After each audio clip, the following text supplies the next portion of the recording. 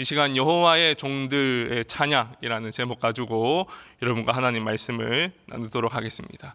여러분, 오늘 이 시편을 딱 읽으면은 우리가 바로 떠오르는 그 찬양이 있습니다. 해 뜨는 데부터 해 지는 데까지 아주 유명한 복음성가였죠. 제가 이 시편을 연구하면서 이 1절, 2절, 3절 보면서 내가 알던 찬양의 가사였구나라는 그런 생각과 함께 뒤에 또 다른 내용이 있었구나라는 것도 알게 되었습니다. 이게 우리가 보시면 아시겠지만 처음 시작을 할렐루야로 시작을 합니다. 그래서 이제 찬양시라고 부르기도 하고, 제가 주석을 살펴보니까 학자들이 이렇게 얘기하더라고요. 순례자들이 성전을 이렇게 올라가면서 이 찬양을 불렀다라고 하기도 하고, 또한 예배 가운데 그 청중과 성가대가 서로 주고받으면서 이 찬양을 했다라고 이야기를 하더라고요. 현대 우리가 함께 드리는 이 예배에서 성가대가 서로 주고받으면서 찬양을 한다. 상상은 잘 가지 않지만 굉장히 흥미롭게 느껴졌습니다. 저 1절에서 3절을 보시면은 이 여호와를 찬양하라 라는 이 문구가 4번이나 등장합니다. 이 히브리어에서 같은 표현이 반복된다는 것은 굉장히 중요하다라는 것이죠. 그래서 이 시 전체가 하나님을 찬양해야 합니다, 여호와를 찬양해야 합니다라고 강조하고 있는 시임을 우리는 바로 알 수 있습니다. 근데 여기 2절을 이렇게 보시면은 1절을 보시면은 이 여호와를 찬양해야 하는 자들이 누구임을 보여주고 있는데 바로 여호와의 종들이라고 표현을 하고 있습니다. 이 여호와의 종들, 여기 종들이라는 이 표현이 히브리어로 보면 에베드라는 표현을 사용하고 있습니다. 근데 이 히브리어가 사람의 종으로 사용될 때는 우리가 직관적으로 알 수 있는 어떤 노예 또는 하인 또는 부하, 이렇게 성경에서 사용되는데, 여기 하나님의 신의 종, 신의 에베드라고 사용될 때는 아주 영예롭고 아주 기뻐할 수 있는 그런 칭호임을 성경은 이야기하고 있습니다. 특별히 모세 같은 경우는요, 신명기 32장에서 스스로를 여호와의 종이다 이렇게 부르기도 했고, 이 시편 89편에 다윗 또한 스스로를 여호와의 종이다 이렇게 표현을 했습니다. 하나님과 아주 친밀한 관계임을 나타낼 때 여호와의 종 이렇게 표현을 하는 거죠. 그렇다고 해서 이 여호와의 종이 어떤 특정 인물이나 또는 제사장 또는 하나님의 일을 하는 레위인들에게만 붙여진 그런 의미는 아닙니다. 오늘 본문에서 여호와의 종들이라는 이 표현은 하나님을 믿는 모든 백성을 가리키죠. 이 당시 때는 이스라엘 백성을 가리키겠죠. 그러면 신약 시대를 살고 있는 우리에게 다리를 건너오면 예수 그리스도를 믿는 우리 모두에게 여호와의 종들 이렇게 스스로를 이렇게 부를 수 있는 것입니다. 아무튼 이 하나님을 믿는 모든 사람들이 여호와를 찬양해야 된다 이렇게 표현을 하고 있습니다.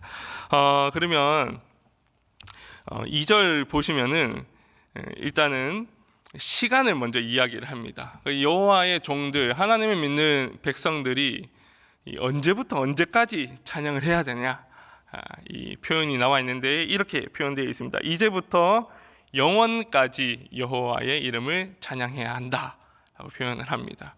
직관적으로 우리가 딱 알 수 있죠. 하루 종일 하나님의 그 위대하심을 안 그날부터 우리가 끊임없이 하나님을 찬양해야 된다라고 우리가 알 수 있습니다. 그 시인이 2절에서 시간에 대해서 이제 이야기를 하고 난 이후에 3절에서 공간에 대해서도 표현을 합니다. 이렇게 표현합니다. 우리가 잘 아는 이제 찬양의 가사가 나오는데, 해 돋는 데에서부터 해 지는 데까지라고 되어 있습니다. 저는 처음에 이 본문 요 구조를 보고 이게 시간을 나타내는 건 줄 알았어요. 해가 뜨는 것부터 해 질 때까지 찬양을 해야 되는구나라고 생각을 했는데, 가만히 생각하니까 해가 떠서 해 지는 데까지면 낮이잖아요. 하나님을 낮에만 찬양해야 되는 거구나 이렇게 이해를 했다가, 이 원문 보고는 이게 공간을 가리키는 거구나라는 것을 알게 되었습니다. 그러니까 해가 뜨는 것부터 해 지는 그 모든 공간을 의미하는 거죠. 정리를 하면 2절과 3절은 하나님을 믿는 모든 사람들이 언제 어디서든 그분을 찬양해야 한다, 이렇게 우리가 정리할 수 있겠습니다. 그런데 여러분, 찬양을 하려면요, 그 찬양하는 그 존재, 대상에 대해서 우리가 알아야 합니다. 뭔가 알아야지 찬양해야 할 수 있을 것 아닙니까? 그래서 시인이 이제 4절부터 이 찬양할 대상에 대해서 묘사를 하고 있습니다. 그러니까 하나님의 여호와를 어떻게 찬양해야 되냐, 또는 여호와의 어떤 모습을 찬양해야 하냐, 이것을 우리에게 보여주고 있는데, 4절 이렇게 이야기하고 있습니다.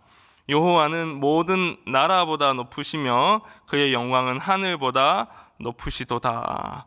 그리고 5절 이어서 이렇게 이야기합니다. 여호와 우리 하나님과 같은 이가 누구리요? 높은 곳에 앉으셨으나, 되어 있습니다. 하나님을 지극히 높은 자, 이렇게 표현을 하고 있습니다. 너무 익숙한 표현이죠. 하늘 위에 계신 분, 모든 나라보다 위에 계신 분, 이렇게 표현을 하고 있죠. 근데 이 6절에서 아주 대조적인 표현을 씁니다. 아마 이 6절의 표현을 위해서 하나님의 그 높으심을 그 4절과 5절에 표현한 것 같습니다. 6절을 우리 함께 읽어 보았으면 좋겠습니다. 시작. 스스로 낮추사 천지를 살피시고, 되어 있습니다. 그러니까 4절과 5절에서 하나님이 높으십니다 라고 엄청 하나님의 그 높으심에 대해서 이야기했다가 6절에서 스스로 낮아지셨다라고 표현합니다. 극명한 대조를 표현을 하고 있는 거죠. 그러면서 여기에 천지를 살피신다라고 표현을 합니다. 여기서 천지는 우리가 잘 알고 있는 이제 하늘과 땅입니다.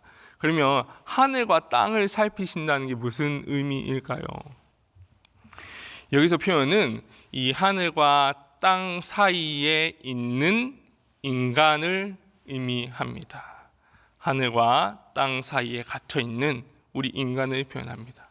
지극히 높으신 하나님께서 스스로 낮아지셔서 하늘과 땅 사이에 있는 인간을 살피신다라고 묘사를 하고 있는 거죠.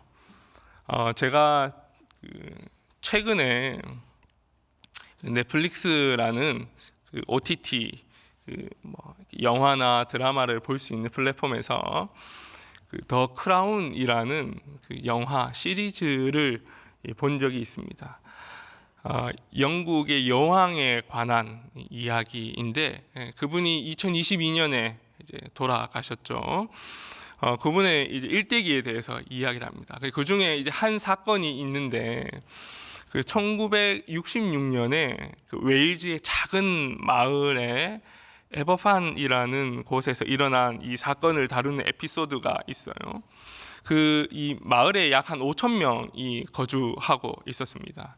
근데 그 마을은 이 산 기슭에 있었어요.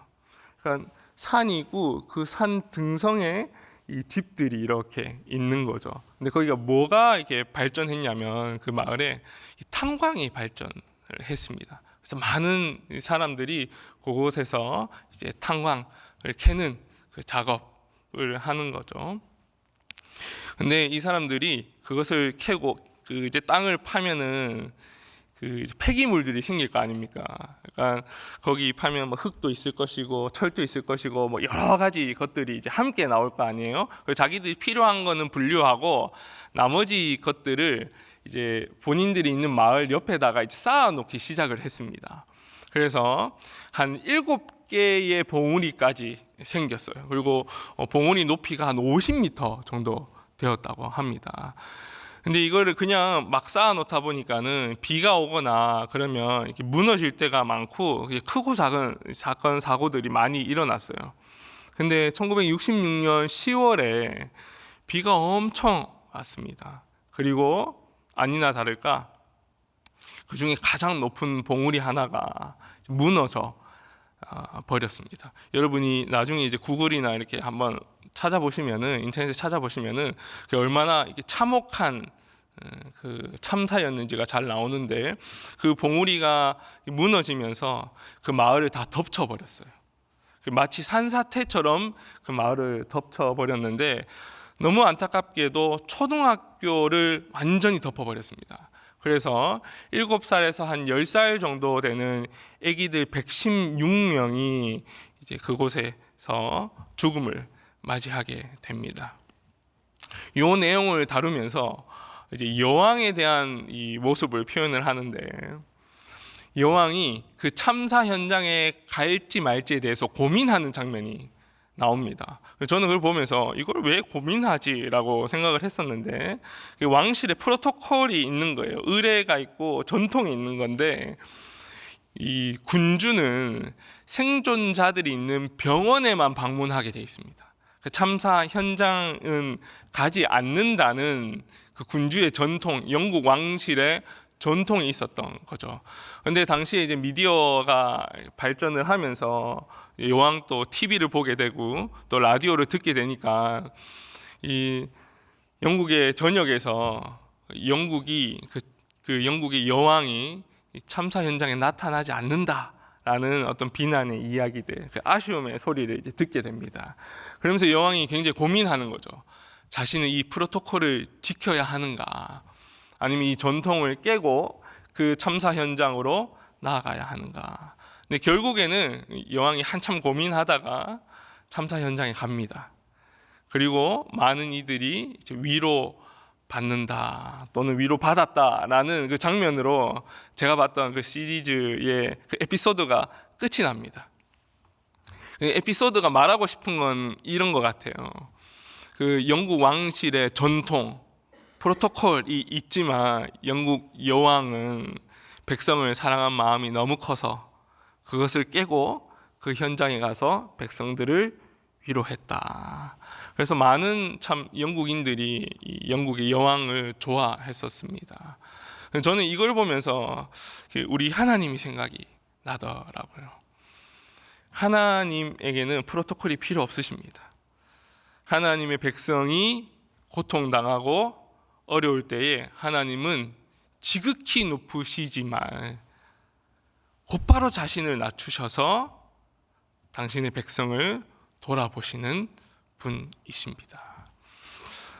시인은 이어서 하늘과 땅 사이에 인간에게 관심이 있는 이 하나님이 특별히 어떤 사람에게 관심이 있는지를 묘사하고 있는데 7절입니다. 제가 읽어드릴게요. 가난한 자를 먼지 더미에서 일으키시며 궁핍한 자를 거름 더미에서 들어 세워라고 나와 있습니다. 하나님이 관심 있는 그 사람의 모습이 나오는데 바로 가난한 자와 궁핍한 자에 대해서 하나님이 관심 있다라고 표현을 하고 있습니다. 근데 이들이 얼마나 이 환경과 상황이 어려운지를 묘사하고 있는데, 이 먼지 더미라고 표현을 합니다. 그 가난한 자들이 얼마나 가난했으면 먼지 더미에 있었는가를 설명을 하고 있고, 그리고 궁핍한 자들이 거름 더미에 앉아 있다 이렇게 표현을 합니다. 아주 낮은 이 사회 계층을 표현하고 있죠. 이들에게는 어떠한 특권도 없습니다.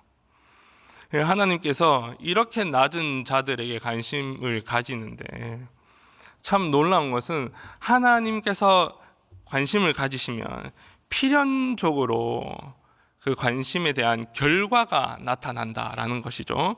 그게 8절에 나와 있습니다.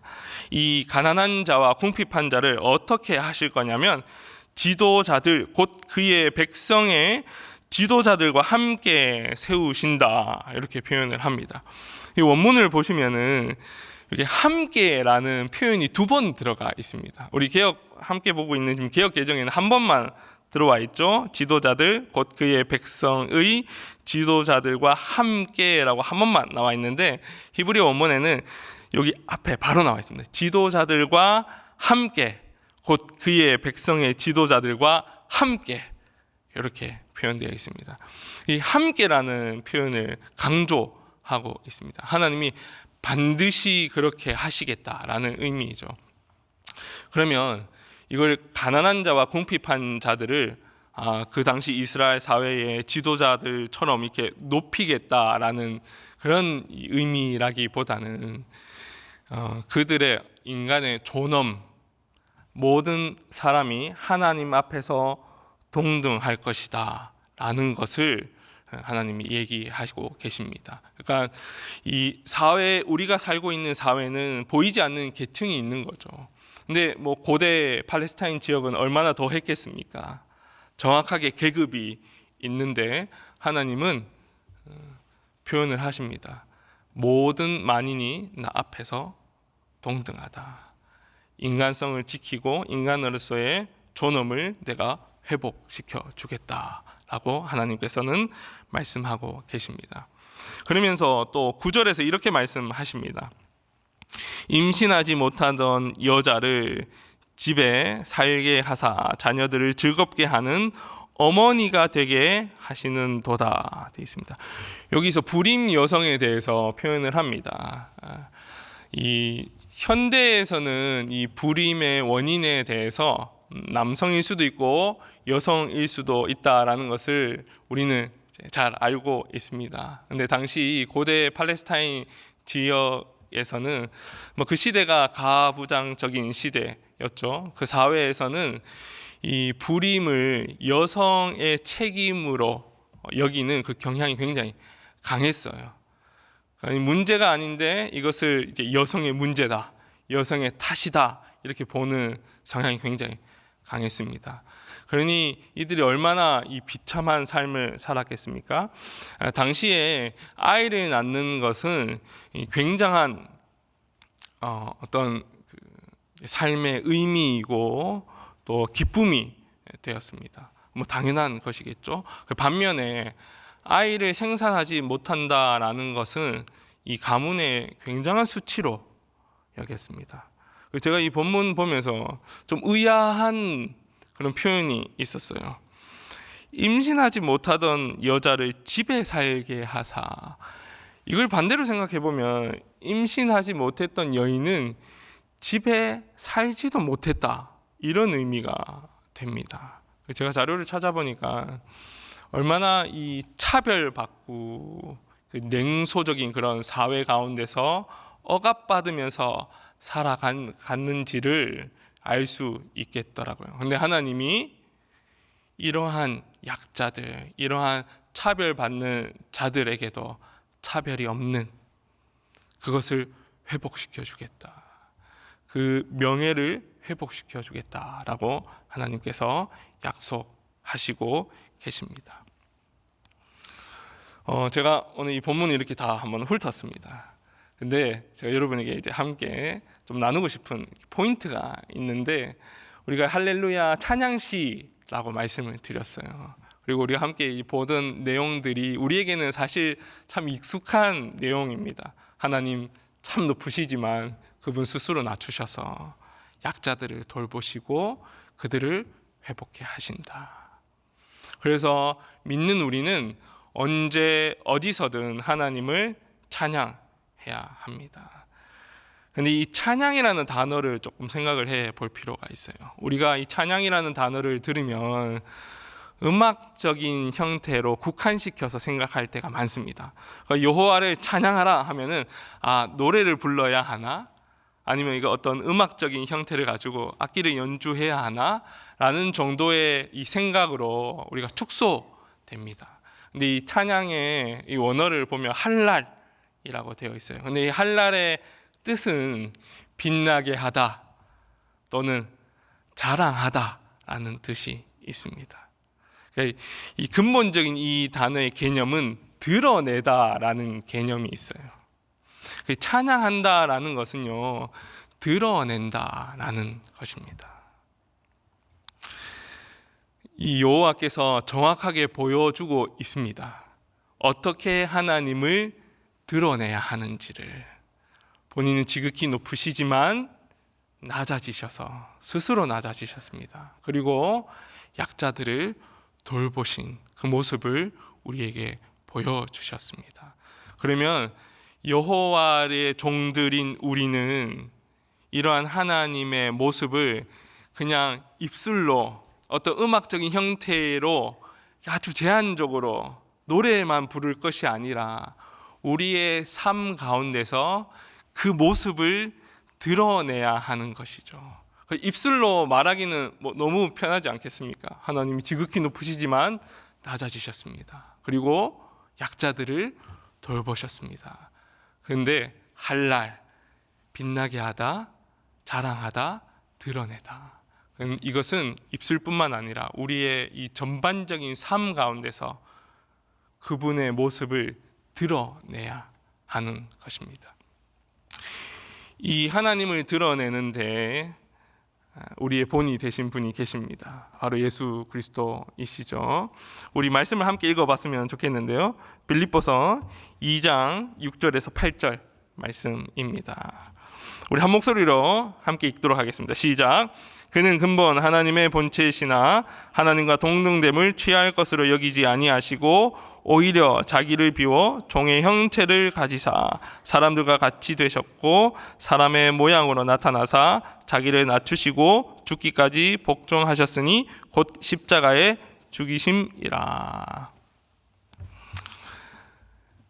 오늘 우리 시편에서 보았던 이 여호와 하나님의 모습을 예수 그리스도를 통해서 우리는 볼 수 있습니다. 그리고 그리스도께서는 참 인간으로 오셔서 하나님을 어떻게 찬양해야 하는지, 하나님을 어떻게 드러내야 하는지 몸소 보여주셨습니다. 우리 사랑하는 사람의 공동체 여러분, 우리의 삶 가운데에서 언제 어디서나 지극히 높으시지만 스스로 낮아지셔서 이 땅에 약한 자들, 이 땅에 고통받는 자들을 보살피셨던, 회복해 하셨던 그 하나님의 모습을 닮아서 여러분의 일상의 영역에서 하나님을 드러내는, 하나님을 찬양하는 그런 은혜가 있기를 간절히 축원합니다. 특별히 오늘은 예수 그리스도가 이 땅에 오신 그 성탄의 날을 기념하는 날입니다. 그리고 이 날은 필연적으로 다시 오실 그리스도를 고대하고 소망할 수밖에 없습니다. 그리스도가 다시 오실 때까지 우리는 이 하나님의 모습을 여러분의 삶의 영역에서 무한히 드러내며 하나님께 영광 돌리기를 간절히 축원합니다. 이 시간 우리 함께 나눈 말씀 기억하시면서 기도하기를 원합니다. 하나님, 지극히 높으시지만 스스로 낮아지셔서 우리에게 찾아오셔서 우리에게 구원을 베푸신 그 주님을 닮아 우리 또한 우리의 삶의 영역에서 언제 어디서나 스스로 낮아져서 하나님의 시선과 하나님의 마음으로 이웃을 돌아보기를 원합니다. 하나님, 그렇게 삶을 살아낼 수 있는 지혜와 능력을 더하여 주시옵소서. 라는 기도 제목 가지고 함께 기도하시고 또 가지고 오신 개인의 기도 제목 가지고 기도하시고 자유롭게 일어나도록 하겠습니다. 사랑하시는 하나님 아버지, 감사합니다.